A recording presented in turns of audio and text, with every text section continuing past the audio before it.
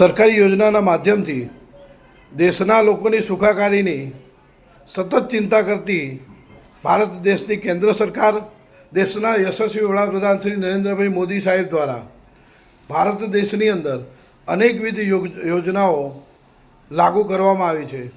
પ્રધાનમંત્રી ઉજ્જવલા યોજના એમાંની એક જન કલ્યાણની ખૂબ સરસ યોજના છે.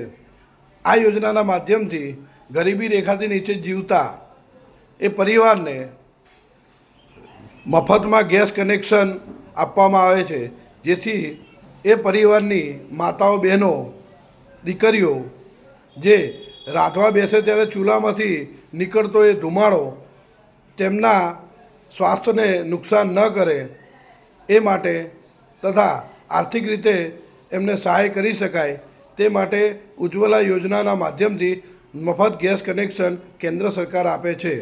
જય દ્વારિકાધીશ, જય વડવાળા.